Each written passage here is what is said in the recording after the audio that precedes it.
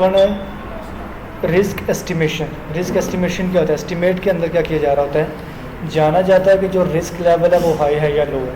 Estimate के अंदर जो सिवियरिटी ऑफ हार्म है, प्रोबेबिलिटी ऑफ इट्स एक्रेंस, कि कोई भी हादसा होने के चांसेस जो हम मशीन के अंदर, जो हमारी जो मशीन है, मशीन के अंदर कितने चांसेस है कि वो फेल हो जाएगी काम करते हुए। अगर वो फेल हो जाती है उसकी वजह से कितना नुकसान होगा, ये जो मेजरमेंट्स की जाती है, ये जो चीज़ एनालाइज की जाती है, इसे हम रिस्क एस्टिमेशन कहते हैं।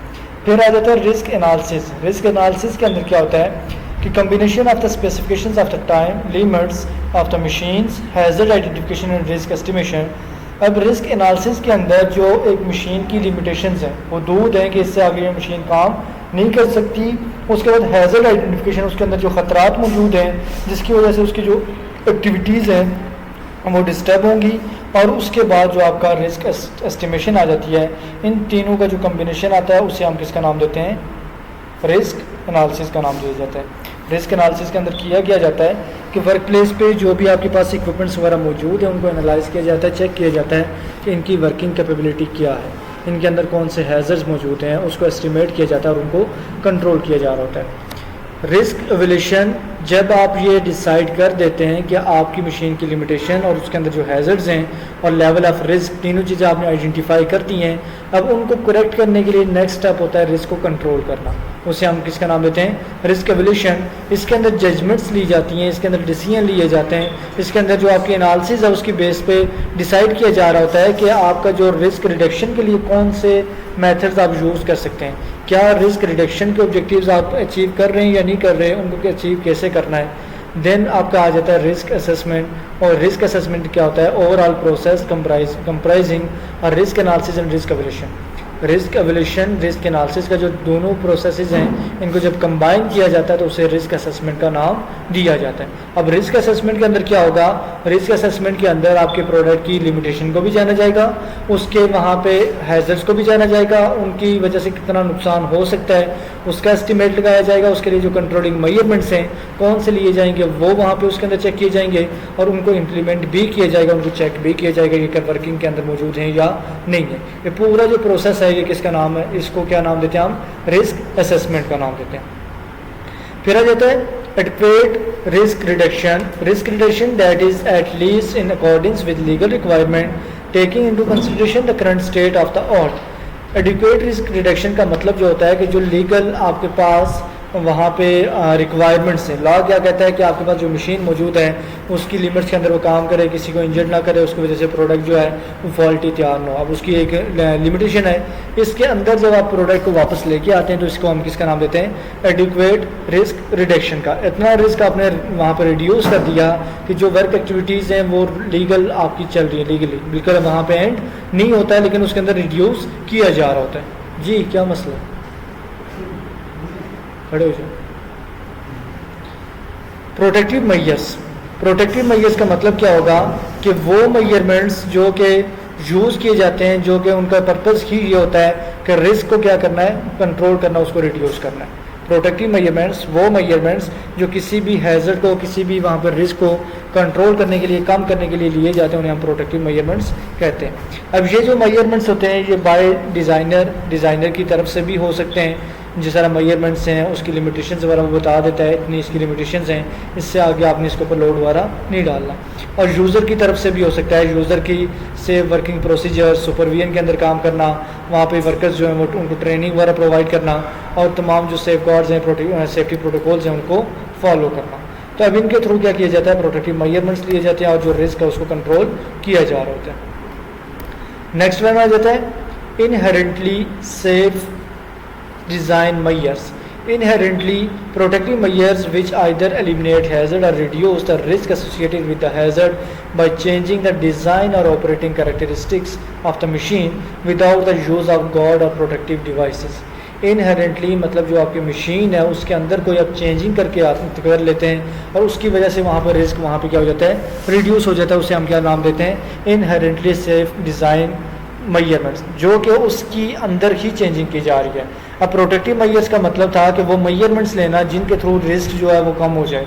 उसके अंदर बैरियर्स का इस्तेमाल किया जा सकता है, उसके अंदर वहाँ पे कोई प्रोटेक्टिव क्लॉथिंग का इस्तेमाल किया जा सकता है, उसके अंदर वहाँ पे कोई गार्ड सिस्टम वगैरह भी यूज़ किया जा सकता है। सेफ गार्डिंग क्या होता है? safeguard or safeguarding protective measures using safeguard to protect person from the hazard which cannot reasonably be eliminated or risk which cannot be sufficiently reduced. वो रिस्क जिसको हम कम नहीं कर पाते या जिसको हम वहाँ से ख़त्म नहीं कर पाते, अब उससे बचने के लिए क्या किया जाता है, सेफ गार्ड को यूज़ किया जाता है। जिस तरह आपने वुड कटिंग मशीन को देखा होगा, उसके ब्लेड लगा होता है। अब उसका काम क्या है, एक लकड़ी को काटना, उसमें से वो आपके वहाँ पे पार्टिकल्स वगैरह निकल रहे होते हैं। अब उसको वहाँ पे आप ख़त्म तो नहीं कर सकते क्योंकि आपने काम ही वही करना है। अब उससे बचने के लिए क्या किया जाता है, उसके ऊपर एक शील्ड सी लगाई जाती है। अब वो शील्ड क्या कर रही होती है, एक तो ब्लेड को प्रोटेक्ट कर रही होती है, सेकंड जो पार्टिकल्स होते हैं वो आपकी तरफ एकदम से मूव नहीं कर रहे होते। इस सिस्टम को हम किसका नाम देते हैं, सेफ गार्डिंग का नाम देते हैं। देना जाता है information for use, protective measures consisting of communication link, for example text, words, signs, signals, symbols, diagrams used separately or in combination to convey information to the user. जब भी आप किसी मशीन को देखते हैं, उस मशीन के ऊपर क्या होते हैं, कुछ साइंस होते हैं, कुछ टेक्स्ट वगैरह मौजूद होता है, कोई भी इक्विपमेंट है और उसके ऊपर साइन भी होते हैं, कुछ वहाँ पे टेक्स्ट भी लिखा होता है। जैसे ये फायर एक्सटिंग्विशर्स हैं, उन फायर एक्सटिंग्विशर्स के ऊपर क्या होता है, अब इसके साइड पे वहाँ पे साइंस भी बने हुए हैं, साथ टेक्स्ट भी लिखा हुआ है। इसको आपने यूज़ कैसे करना है। फिर जब ये लैपटॉप अगर आप देखते हैं तो इसकी बैटरी के ऊपर भी इसके जो यूजेज के बारे में साइन भी बना हुआ है और साथ वहाँ पे प्रिकॉशंस भी लिखी हुई हैं। अब ये चीज़ क्या आ जाती है आपके पास, इंफॉर्मेशन फॉर यूज़। जब आपने किसी चीज़ को यूज़ करना है उसके लिए जो मालूमात होती है, जैसे उसके अंदर बटन वगैरह होता है, उसके ऊपर लिखा होता है ऑन ऑफ लिखा होता है, फिर उसकी स्पीड के बारे में होता है, स्पीड कितनी है, बटन को घुमाएं तो स्पीड तेज़ होगी, लेकिन उसके ऊपर वहाँ पे लिमिट भी बताई जाती है कि कहाँ तक आप इसको लेके जा सकते हैं, कितनी इसकी स्पीड इंक्रीज़ होगी। अब वो तमाम जो इन्फॉर्मेशन है वो आपको बता रही है, आपको हेल्प कर रही है कि आपने उस मशीन को किस तरह यूज़ करना है। देना जाता है intended use of a machine in accordance with the information for use provided in the instructions. Intended use का मतलब जो कि हदायत दी गई हैं उसके अकॉर्डिंग उसको यूज़ करना, वो इंटेंडेड यूज़ है। अब कोई मशीन है उसके अंदर उसकी लिमिटेशंस बता दी जाती हैं, मैन्युफैक्चरर बता देता है कि आपने कौन से टेम्परेचर के अंदर यूज़ नहीं करना, कौन से इन्वायरमेंट के अंदर कितना टेम्परेचर ये बियर कर सकती है, कितना वर्किंग कर सकती है, कितने घंटे ये काम करेगी, और तमाम चीज़ें उसके अंदर मौजूद होती हैं। तो उसे हम क्या कहते हैं, इंटेंडेड यूज़। जब आप किसी मशीन को उन इन्फॉर्मेशन के अकॉर्डिंग यूज़ करते हैं उसे हम इंटेंडेड यूज़ करते हैं। देन नेक्स्ट बना जाता है रीजनेबली फॉरसीएबल मिसयूज़।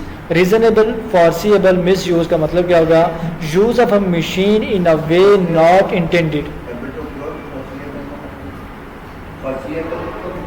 अभी वही स्टार्ट करो, आप थोड़े से आगे हो गए। Use of a machine in a way not intended by the designer but which can result from radially predictable human behaviours. अब रीजनेबल फॉरसीएबल मिसयूज़ का मतलब, रीजनेबली फॉरसीएबल का मतलब जब आपको इंस्ट्रक्शन दे दी गई हैं उनको देखते हुए आप उनको फॉलो नहीं कर रहे, उनका मिसयूज़ कर रहे हैं, और रीजनेबल फॉरसीएबल आ जाता है। अब इसके अंदर किसी मशीन को इस वे के अंदर यूज़ करना जो कि डिज़ाइनर ने वो मेथड ही नहीं बताया, उस मेथड से जब आप उसको हट के यूज़ करते हैं उसकी वजह जो ह्यूमन एरर की वजह से या ह्यूमन बिहेवियर की वजह से है, तो वो आपका क्या आ जाता है, रीजनेबल फॉरसीएबल मिसयूज़ हो जाता है। टास्क क्या होता है, specific activity performed by one or more person on or in the vicinity of the machine during its life cycle। Task क्या होता है कि जब एक मशीन वर्किंग कंडीशन के अंदर मौजूद है और वहाँ पे एक पर्सन क्या करता है, उससे स्पेसिफिक एक्टिविटी परफॉर्म करवा रहा है, वो टास्क आ जाता है। टास्क कोई भी एक्टिविटी है जो कि आपने किसी मशीन से परफॉर्म करनी है।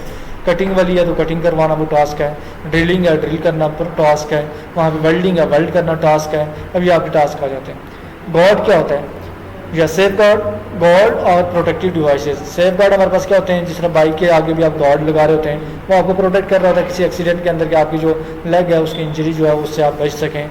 उसके बाद जो गार्ड होता है वो कोई प्रोटेक्टिव डिवाइस भी हो सकती है और कोई आपका फिजिकल बैरियर भी हो सकता है। जिस तरह मशीन्स के अंदर सेंसर्स लगा दिए जाते हैं, वो भी गार्ड्स का काम ही कर रहे होते हैं कि जैसे ही ओवरलोड हो जाती है या उसकी लिमिट एक्सीड कर जाती है, वो सेंसर उसको क्या कर देता है, रोक देता है। देना जाता है guard physical barrier design as part of machine to provide protection.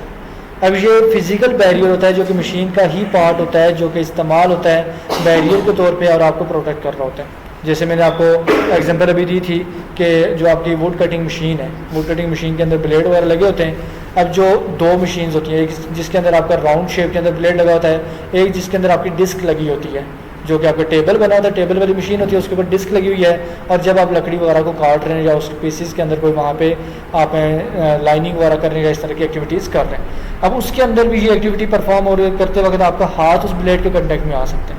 अब उससे बचने के लिए क्या किया जाता है, एक पीस ऑफ वुड यूज़ किया जा रहा होता है जो कि आपके हाथ को कंट्रोल कर रहा होता है, आगे नहीं लेके जाने देता।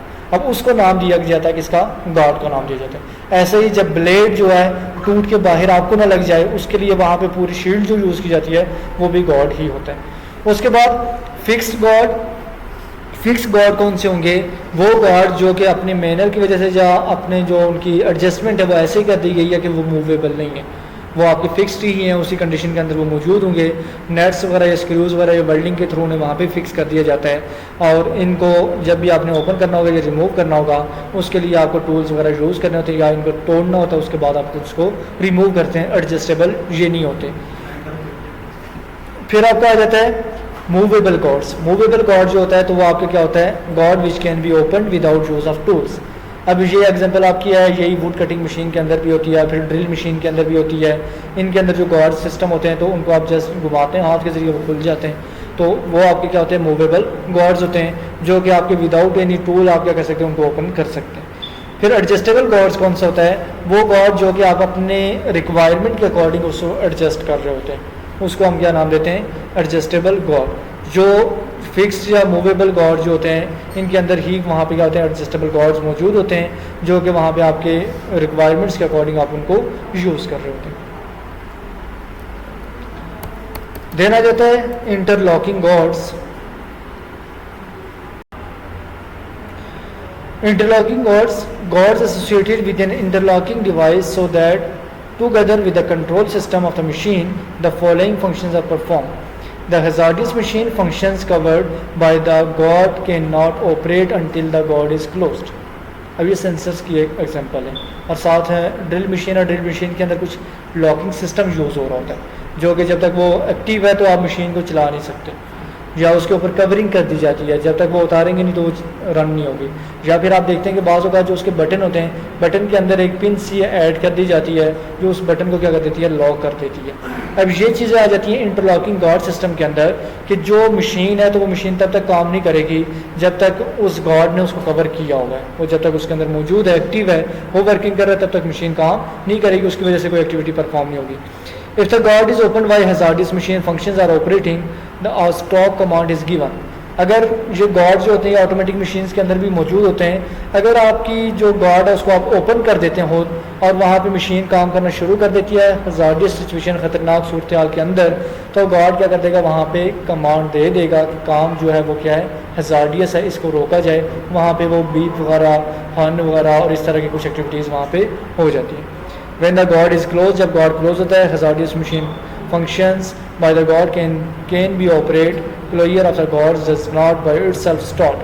और जब एक guard close है वो अपने आप ऑटोमेटिकली वापस एक्टिवेट नहीं होता जब तक आप उसको खुद एक्टिवेट नहीं करते, उसको ओपन नहीं करते।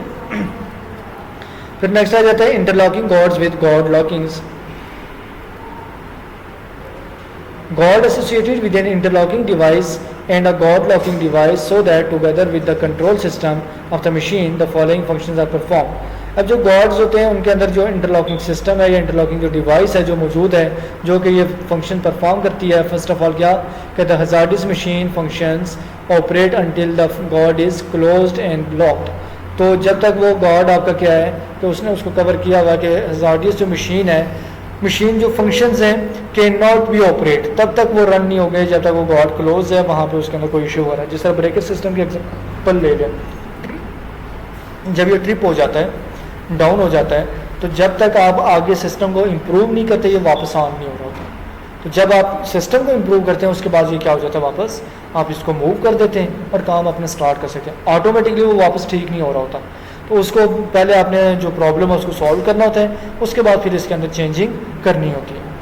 Then the guard remain closed and locked until the risk due to the hazardous machine covered by the guard has disappeared. Guard तब तक क्लोज रहेगा जब तक आपकी मशीन के अंदर वो इशू वगैरह रिमूव नहीं हो जाता। And when the guard is closed and locked, जब वो गार्ड क्लोज है या लॉक्ड है, हज़ार्डियस मशीन जो होगी वो कोई भी फंक्शन प्रॉपरली परफॉर्म नहीं कर पाएगी। देना देते हैं interlocking gods with the start of function. अब कुछ गॉड्स होते हैं जिनके अंदर आपने क्या करना होता है, स्टार्टअप जो फंक्शन है उसको वहाँ पे स्टार्ट करना होता है। कुछ सेंसर्स हैं ना, जिस तरह ऑटोमेटिक मशीन के अंदर आपने इंप्रूवमेंट लेके आ गए तो वो अपनी वर्किंग कंडीशन के अंदर आ जाते हैं, लेकिन ब्रेकर सिस्टम की एग्जांपल मैंने आपको जो दी है इसके अंदर आपको वापस क्या करना पड़ता है, इनिशियल स्टार्टअप वापस करना पड़ता है, उसके बाद ही आप बाकी एक्टिविटीज़ परफॉर्म कर सकते हैं। तो interlocking gods with start function ये कंट्रोल गॉड्स के अंदर शामिल होते हैं। स्पेशल फॉर्म जो इंटरलॉकिंग गॉड्स की होती है जिसके अंदर वो अपनी क्लोज पोजीशन तक पहुंच जाते हैं। Gives a command to initiate the hazardous machine. अब उसको एक क्या दी जाती है, कमांड दी जाती है जिसके अंदर उसे बताया जाता है कि अब मशीन फंक्शन दोबारा वापस स्टार्ट करेगी, उसके बाद फंक्शन स्टार्ट हो सकते हैं। देन प्रोटेक्टिव डिवाइस का मतलब सेफ गार्ड या कोई भी आपका गार्ड सिस्टम जो कि आपको क्या कर रहा है, किसी हैजर्ड से प्रोटेक्ट कर रहा है, वो आपकी प्रोटेक्टिव डिवाइस होगी।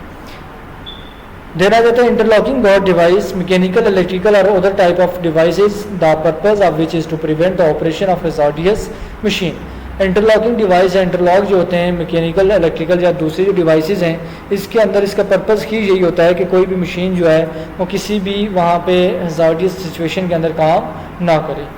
Generally as long as the guard is not close, जब तक वो गॉड क्लोज ना हो जाए। Enabling device additionally manually operated device used in conjunction with the start control and which when continuously actuated allow a machine to function। enabling device कौन सी होती है कि वो मशीन जिसके अंदर आपके क्या होता है कि मैनुअली आपने उसको ऑपरेट करना होता है, उसके अंदर आपने स्टार्ट फंक्शन उसको क्या करना होता है, कमांड देनी होती है, उसके बाद वो कंटिन्यूसली काम कर रही होती है।